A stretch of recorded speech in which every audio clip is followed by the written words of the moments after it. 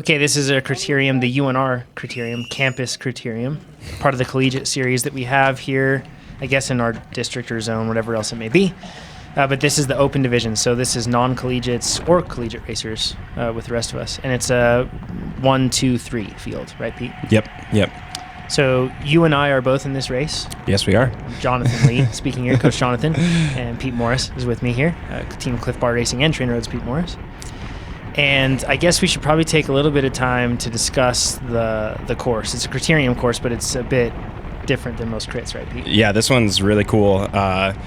We came up with this course when we were collegiate cyclists at UNR, or I did with the team, and it's kind of one of the nice ones. It has a hill, it has some turns, it has some bends. It's gone through a couple different iterations. As you can see, there's some plywood because there's dips, but the course is so good we had to make it worthwhile, and so there's some plywood, but bad pavement, a sketchy off-camber last turn that some people don't like as much as others, and a hill into the finish. Unfortunately, they did put a roundabout in the finish straight. Yes. But it doesn't make it that well. Today it did, but it doesn't change it a whole lot. Change it a whole lot. So this is that off-camber turn that you were talking about there, and it has some manholes right where you would want to go. And then you go through this roundabout, which on the camera, it makes everything look wider, but it feels a much tighter bend to kind of squeeze throughout. It's really a one-rider lane through the roundabout. There were a couple of times where I actually got pretty close to the cement edge over there, closer at least than I wanted to. Yeah. For sure. No, so you created this course. This makes, yeah.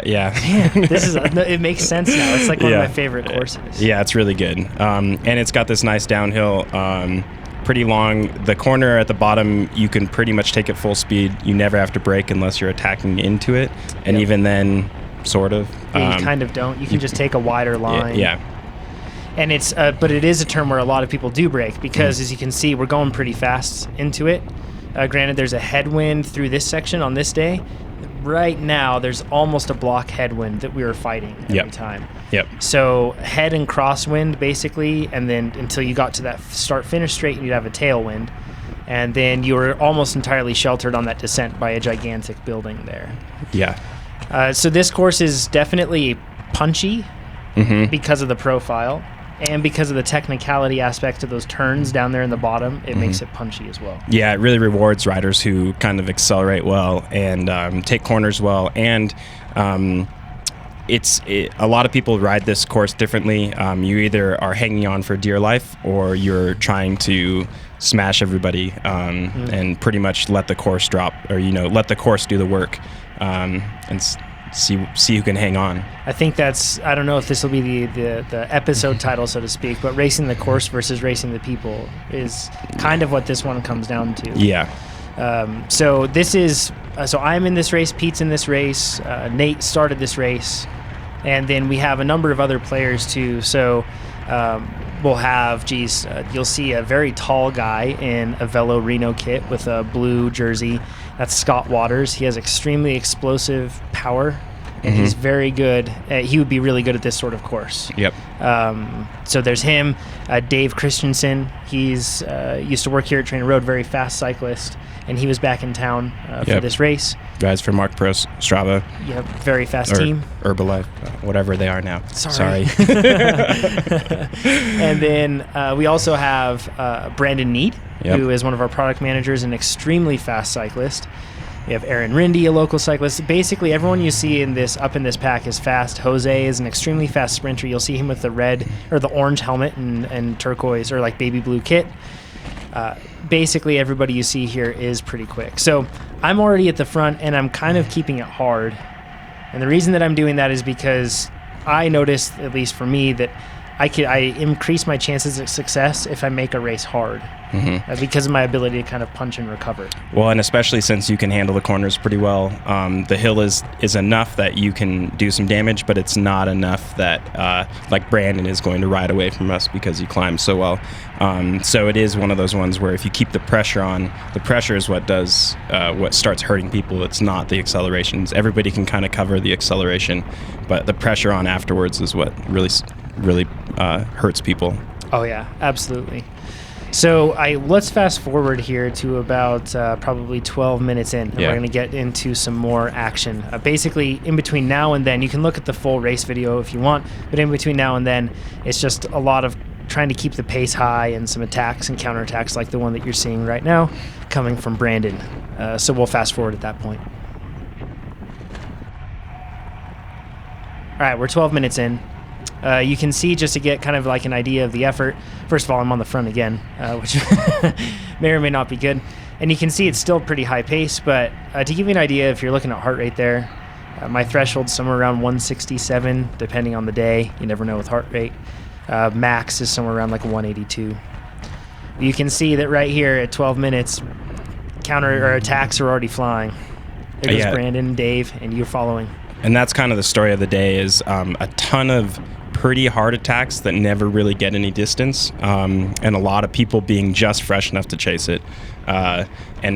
Since 3 people jumped on this one and we're 12 minutes in, I mean, we kind of shed, there's probably 15 starters or 18 starters or something. 18, yeah. And so we kind of shake those guys out in the first, they don't even last, maybe 10 minutes, I don't know. Yep. But kind of the main players in the race stick around, and it's just attack after attack after attack, and then chase after chase after chase. So right there I moved to the front, and I just carried the momentum that I had. It didn't require a ton of wattage, but I just had momentum, so I figured I would roll through. And I knew that you and I were faster on the descent and then through this turn, so I wanted to get in front of them, just because if we got behind them, that meant we had to accelerate more. Yeah, and some of the guys were breaking into that corner on the downhill, and it's so much effort. If you're going fast through the corner, this S-turn is almost pleasant, right? Like, you're going fast and you're still kind of sheltered. You don't quite hit the headwind yet, and then, but you're already up to speed and everybody else has to reaccelerate. So kind of the story of the day is not being behind, for you and I, not being behind people on that descent. It was a big deal it probably cost me a match every time. Yeah, it helped a ton. Now, right there, you weren't attacking off the front, but you were keeping the pace high. And the attacks went here, but at that point, when they would go, it was because the pace was slightly higher. It didn't take quite as much surge and acceleration to attach back on. Right. And a course like this, if you slow down, the attacks can hit so much harder. Like when you're going 15 or 18, if you're really coasting on the front, man, you're just asking for someone to just hit you with the haymaker. So for me, it's always worth it, and I don't accelerate that well too. So it's worth it for me to ride at threshold or a little above and keep it hard enough, even though I'm on the front, to make it so I don't have to do a crazy lap effort to get back onto the group that just attacked me. Yeah, and it discourages other people from attacking too, because it's just fast enough to make them think I won't be able to get a lot of separation. So they might sit in, right? And if it's not too taxing for you, you have to weigh the pros and cons. Like, is it worth the acceleration or not? Like right there, you can see how much we gained on that descent coming through. Just there was a gap, and then we were able to close it down. And I actually thought of that every time coming across the top. It wasn't absolutely crucial that I was on a person's wheel coming into that downhill. In fact, it was better if I let some room open up. Yeah, exactly. If you could, for me also, if I would give up the 15 or 20 feet at the top, knowing I wouldn't have to brake and then catch them through the S-turn. And as long as you were back on by this point, you're doing a pretty hefty effort just to sit in. But everybody else is also doing that same effort, and that's kind of, this course is hard. It's hard all the time, and it goes from hard to up a hill, which is hard, and then through there's always effort being put out. Yep. Yeah, there always is.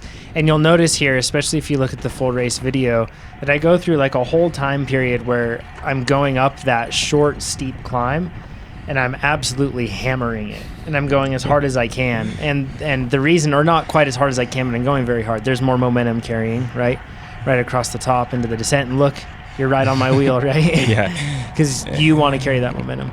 But the reason that I'm doing that is because I'm coming through, and I want to make it hard for you, because you are one of the main people that I'm worried about in this race. Because I think the prior year or the year before, you soloed away and won on this course. Yeah, and I've had good luck and bad luck on this course. But yeah, I like this course, and either I make it to the end and probably win, or don't make it to the end and definitely don't. So I know that Pete knows how to race this course, and you can see right now I'm making it plenty hard, right? Plenty. Yeah, and it's single file. But I figured those guys just went to the front. They didn't do a move that was too hard, and I figured, you know what, I'm going to go to the front and really kind of give it the beans, so to speak, so then I can hopefully punish them. It was basically whenever a move would go to the front, if I could counter, I tried to. And it wasn't like a counter where I just snapped as hard as I could. It was this sort of counter where I just throttled up. Yeah. And I felt like if I kept doing those because they weren't hurting me, it would hurt others. And you can see right here about a 600, 700 watt one. But then you'll notice, I think on this lap, so I pick it up more. And I try to carry the pace over the top because I figured this is probably hurting Pete a lot. And this is where I wanted to hurt you most. And it was. Yeah, and Jonathan's he's a snappy rider, but he's really more of a lean into the throttle and kind of not diesel, but like those 500 watt efforts, you can kind of do those all day more than you can do the 800 or 1,000 watt efforts. So Jonathan's playing into his skill set where he knows that he can just do 20 seconds at 600. For all day. Right, exactly. Yeah, we can just repeat those. And you can see right there how like I opened up a big gap coming into that descent, but you just closed it right down. Yeah. And that shows like the advantage of you're an aerodynamic rider, you're a good technical rider, and then you were also a heavier rider. Yeah, I weigh a lot is the key there. Yeah, so you're able to just like, it's crazy, the difference. Because I went down that fully tucked on the top tube, right? And we were both doing that pretty much every lap. And man, it makes a difference. Everybody else in the race would go, man, I couldn't believe how fast you could go down the hill. Like they were pedaling and not staying up, or couldn't stay with us. Yeah, exactly. Every time. It is a risky maneuver, but it does help. And here's another hard punch, nearly 800. And once again, I try to keep it high. You can see me struggling. And I think I even tell you, I don't know if it's like a lap later or something else, but I even tell you at some point, I go, I'm trying to hurt you. I remember that. That was really genuinely just trying to make a difference there. Yeah, and it was. It hurt. Should we fast forward to there you go to the front. So actually, before we fast forward, you did this a number of times where you would zing to the front here. And I looked at that and I thought, this is smart. Pete's getting to the front either because he's really fresh and I'm in a lot of trouble, or number two, because he's controlling the pace. And you know that you can get a gap there, and then you can kind of settle in at a manageable pace here and probably discourage people from surging. Right, and really I was suffering. So if I can get a gap with no work like I do on that downhill, and then I'm probably doing, we have footage of me, but it's not as exciting as John's. But yeah, it's a lot of me hanging out at threshold and kind of getting a half a lap rest, because every time I do this, it probably extends my race by 5 minutes or something. And if I was just sitting in the wheels, I probably would have been dropped. Like it was very tough to stay in, and so I kind of have to hope that everybody gives up or bluff through, and everybody looks at each other. This was an interesting point. Brandon didn't just fly around you, and we weren't going crazy hard, but he didn't just fly around you on the climb. And it made me kind of think maybe Pete really is feeling fresh, because he was chill up that climb, no issues. He did a really good job of bluffing. Yeah, well, and I just took a half a lap easy, right? So I can go up the hill hard and with Brandon. But if after, you'll see later in the race, some of the attacks really throttle me, and I'll open bigger gaps and bigger gaps and bigger gaps going into the downhill. Key thing that just happened there was Jose, extremely fast sprinter. He just came in after a free lap because of getting a flat tire. Yep. So he's back on with the group, and I didn't notice that. I thought he was off, so it kind of surprised me. Should we fast forward? Yeah, let's do it. Cool. Okay, so we're back in at the base of the descent, about 25 minutes into this race. It's going to be somewhere right around 50 minutes or so, just a little under that probably. And this is a hard race. Like you can already tell, this is kind of the group that stays away, or this would be the breakaway, but it's the whole peloton. It's the whole peloton. There just wasn't the other riders to make it the separation, right? So right here, a car pulled out and everyone kind of freaked out. And as soon as that happened, you can see I kept the wattage pretty high. And I thought, you know what, and I didn't charge in particularly hard into this turn, but I thought whenever something like an interruption like that happens, like a crash or somebody crossing the street or somebody drops a bottle or everyone freaks out, and you can see I really picked it up and did a hard effort because I thought that maybe I can catch some people a little bit on the back foot. Is that something that you do if there's like crashes or interruptions? Yeah, and it's kind of just taking advantage of the environment. Like I think, even lapped riders, it's just anything. You want anything that can turn into an advantage. Depending on how you think about it. On a course like this, we lapped a bunch of people over and over, and they're helpful and harmful. So you want to, if they're there, you have to do your race to not be disadvantaged by them. Right. So you did a good job with the car, and I definitely think just keeping the pressure on, like that's what you did the whole day or the whole race was just always pedaling hard. Yeah. So right here, I kind of eased up and settled back down, and I was looking back, and I realized that nobody really wanted to take the lead. Imagine that. And it kind of started filling me with more confidence. I was like, you know what?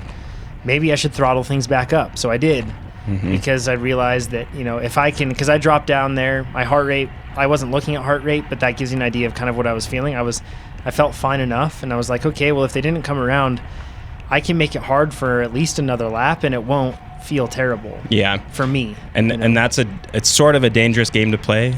If you feel like, I've done races where I felt like I was definitely causing huge amounts of damage and also causing huge amounts of damage to myself. Yes.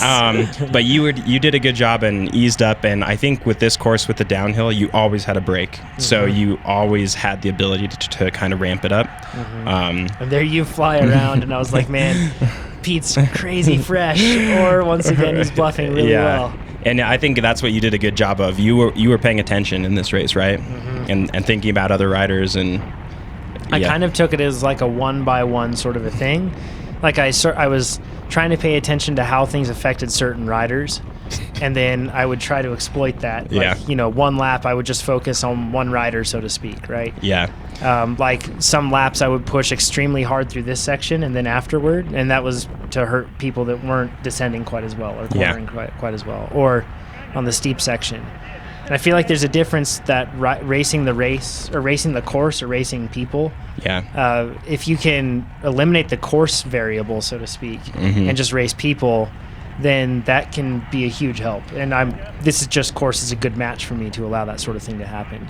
Right, and this is a good example of some other races that were going on. Brandon and Dave were marking each other pretty much the whole race. Yep. There's a couple, it happens in races all the time where people just cue off specific people, and John did a good job of knowing that and paying attention. And I think partially we were just talking about that John was fresh enough to pay attention. Some of us weren't fresh enough to pay attention. I just knew I had to get back to the front for the downhill every time. That was kind of my one goal. And it didn't matter what everybody else did. It just mattered that I took the course the easiest way I knew how, and then hopefully I was there at the end. So there's a lot of attacks that happen, and there's almost always someone to cover it still, like through almost the whole race, right? Yeah, the entire race. Basically every move until the final move, people cover it nonstop.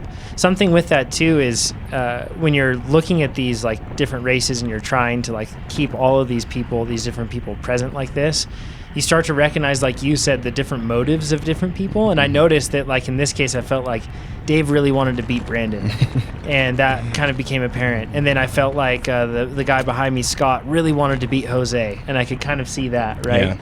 So it started to make it more apparent to see, okay, there are certain people with clear motivations, and if you can figure those out, like it doesn't happen in every race, but this was a good day for me. I was able to kind of keep that mindset clear enough to be able to pick up on that stuff. See, once again here, I see Brandon out of the saddle, kind of jamming. You're just sitting down, cruising. You were bluffing really well, Pete. Yeah, well, I can do one thing, and that's bluff. All right, let's fast forward to the end. Cool. Okay, we're at 5 laps to go. And at this point, it's been reduced even more. There are some people that have kind of jumped onto the back that have been lapped, and they're just kind of hanging on, not influencing the race. But everyone you see in front of me is very much in it, and Pete is behind me. He's also in it. And when it came down to 5 laps to go, I felt pretty in control at this point. You can see the heart rate's lower than it was earlier in the race. So at that point, I actually intentionally kind of pulled out to the side, took a drink of a bottle, and then kind of dropped to the back to survey, so to speak. And in the last 10 minutes, a bunch of real attacks happened, and they all chased down. Where everybody's pretty tired, and we definitely did slow down the last few laps. Yes. Right? Not a ton, but like John's heart rate is. You're feeling good, right? Yep. Yeah. And the attacks that went out were really big, and they were from like Aaron Rindy that you see in front of us. He hadn't really made a move all race. He was racing really coy, really smart, and then laid down a huge haymaker, and it really hurt the field. And there were some other really hard moves. You can see Dave and Brandon are still just marking each other like crazy. But at this point, and this is when Dave started to move off the front. And I know that Dave is really good at those late race sneak away moves. That's he's really, really good at that. So at this point, I was actually pretty worried that would get away. But then coming through here, I kind of looked at what we were going to have to do, and I was still very much in contact. And I figured, okay, this is okay. And you can I had no clue that you were that far off the back. Yeah, you can see the sprinters like. For me, there's only one option, and that's hopefully make it to the end and maybe sprint, but it's an uphill sprint. I don't know. There's I have no hope at this point, but I still thought you had plenty of hope. I was convinced. But no, and you're doing a good job mixing, and I think that's where the separation is. There's kind of the 3 guys you're with are going to attack to win the race, and the 2 guys I'm with are going to sprint, and so that's the cards we're playing. It's funny how we all end up together like Yeah. that, right? At this point, I'm going through these turns and everything else. I actually was thinking I should try to get around these guys into this descent because I was worried about Pete, and all I thought about, I was worried about you beating us. And all I thought about was Pete's just getting a free ride. He's just coasting right up to us right now, and he did. Yeah, I did. You did, yeah. That was like a big help for you. And the funny thing is, coming in to this point right here, I kind of realized that we had, through this section, see, it's hard. It's above my threshold, but it's not because my threshold is about 305 on this day, probably at that point, 300 to 305. But I realized that we had some gaps. So I was like, hey, we should go. So I come around the outside, I see Brandon hesitate, and I actually told them, hey, let's go. Yeah, and you got the good line through the... Yep. And then since they're not accelerating the same pace, you can see that you just get 10 seconds instantly. Yep. And right there across the line, somebody said you have a gap, and I didn't realize they weren't with me, so that's why I picked it back up. And I thought, wow, actually, we did have a gap, but I didn't think I'd be solo. So instantly going through my mind right now is I thought, oh man, I went a lap early for what I can stick. Yeah. And I think that's probably a common move. Anytime you do a breakaway, you should be doubting the fact, or you should be thinking this might be too early. Right? Yeah, and you should be going hard enough that you aren't sure you can make it to the end. Yes. Because if not, then you're guaranteed to get caught. Yeah. So you can see it's hard. It's very hard. It's about as hard as you can go, right? Yes. Yeah. And you'll see my heart rate creep up and get up into the 180s for the first time this race. It gets really high. It was hard the whole race, but this was absolutely all out. And I'll give you a little insight. Back in the group, we sit for half a lap and wait. I try to see if anybody else is going to try and bring you back, and nobody does anything, and not even medium pace on the front. So kind of at this point, we're probably 15 seconds back already. You put 15 seconds into us right away, and you have 2 laps to go. So while you're just out here cruising, I try to make one big bridge because I have to catch you, or else, that's nobody else is going to do it. Nobody else is going to do it. So I pretty much attack through the start-finish line, attack down the hill, and see how close I can get. And I bring back 10 seconds maybe, but you're still far enough up the front, and nobody contributes after that. So it lets it, it lets my gap stay there. I was really worried that car was going to turn in right there and ruin my breakaway. I wasn't worried about crashing or anything. Just don't ruin my breakaway. But I genuinely, at this point, thought in my mind, so this is like a lesson. I thought in my mind, there's no way this is going to stick. I'm going to give it my all, but there's no way it's going to stick. Yeah. All I'm trying to focus on is just putting out the max effort that I can without exploding myself so that I have to hit the little ring on this little surge or something, Yeah, and the one thing to remember on these late race attacks, you're barely going to win. You're going to win by feet or 1 or 2 seconds. You have to push all the way till the end, and as you jump over this hill, like, you're still going as hard as you can. 700 watts right there going up that section. That felt like, it felt like 2,000 watts. I was pushing as hard as I possibly could. And as you can see, 1 lap to go, and I don't know if you're looking back, but you couldn't see anybody. Never looked back. That's actually, right. only one point I did, the last turn. Yep. So that was really good. And right now, we don't really... A couple attacks start happening. Kind of the sprinters realize that we're not going to catch you, and so the sprinters are getting up into the mix of things, and everybody's kind of doing 1 lap hard. So the problem is you're doing 1 lap hard, and you already have 10 seconds on us. So we're not going to close anything down. You can't really close down that 15 or 20 seconds unless there's a bunch of really devoted people in 1 lap. And these are short laps that are fast, and one rider can take this course almost just as fast as a group. Yep. So this was still absolutely everything. And I figured at this point, since I was coming into the finish, I was like, man, I might be able to stick this. I still didn't know at this point. I didn't know that the gap was that big. But you'll see that they were catching really fast. You can actually just start to see them right now in the view of the camera there. But they were coming up really fast. But right here, right there, I glanced over my shoulder and realized I had a gap. But it still wasn't too close because I saw some riders. So I still wanted to keep the watts high through here. And if you look backward, you'll see a rider try to jump the island, clip the other rider, and crash. Yep. But I got the win. Yeah, nice job. Thanks, man. That was that was the official Beat Pete. Yeah, it's done. It's done. TrainerRoad Beat Pete. The Beat Pete challenge is finished. If you enjoyed this video, just head on over to forum.trainerroad.com, and there's a whole post about it that you can check out. And you can jump in, ask questions, do anything else like that. Or like, share, leave comments down below on the video, subscribe, all that stuff. And if you're curious about what we do here at TrainerRoad, just go to trainerroad.com. We make people faster. So we'd love to help you with that. Thanks, everybody. See you next time.